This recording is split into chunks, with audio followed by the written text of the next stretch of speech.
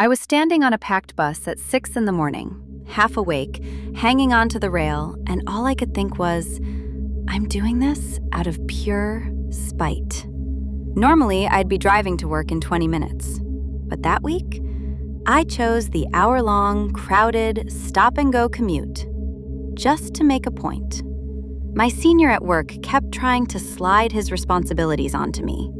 We had a supplier visit coming up, his job to arrange, his timing, his shift. Yet every day, he dropped hints about not wanting to drive. Traffic there is terrible. You've been to that area, right? You're better with directions. Little nudges meant to make me volunteer. But I knew how these things go. The moment I drive once, I become the default driver forever. No thank you. One afternoon, I heard him tell our manager, "We still don't have transport sorted. I'll figure something out." I waited 3 days. He figured out nothing, just kept hinting that my car should magically appear. That's when I made my decision. A week before the visit, I left my car at home. The first morning was rough. Cold air, crowded bus, too many stops. But underneath the tiredness, something in me felt sharp and awake, like, if you won't carry your share, I'm sure as hell not carrying it for you. Weirdly, spite was better than caffeine. It kept me warm through the entire commute. By the third day, my manager finally noticed. "No car this week?" I smiled. My brother's in town. Needed the car to show his girlfriend around. Clean, simple, believable. The moment I said it, a tiny spark of victory lit up in my chest. Then I went to my desk and composed an email to the supplier. "Our transport plan has fallen through. Could you share the best route via public transport?" And I CC'd both my manager and my senior. No drama, just truth wrapped neatly in professionalism. When my manager read it, he called my senior into his office. I stayed put, pretending to work, but the walls weren't soundproof. "You said you'd handle this," my manager snapped. "Why is your junior doing the work? And why is there still no transport plan? This is irresponsible."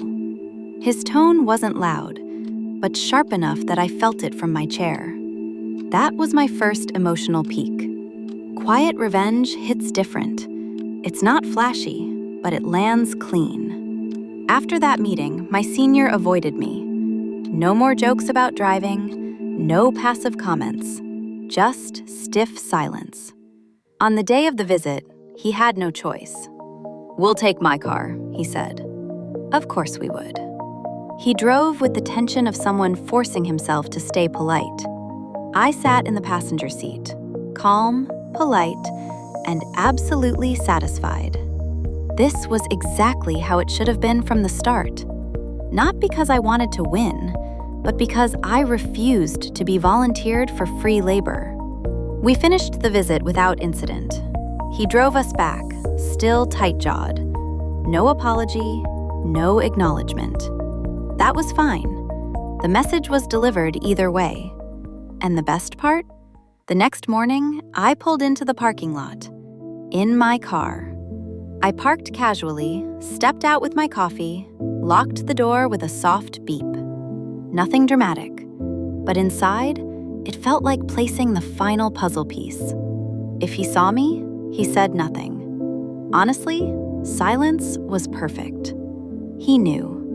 People sometimes think petty actions are pointless, but when you're junior, when you're different, when speaking up openly gets you labeled difficult, sometimes quiet pushback is the only safe way to draw a line. For me, that hour of commuting wasn't suffering. It was reclaiming control. Each morning felt like telling myself, you don't get to be used just because you're convenient. And that tiny, stubborn fire, that spite, burned just long enough to fix the problem without a single argument. If you were in my position, junior, overlooked, one kind gesture away from becoming the office driver forever, would you have done the same?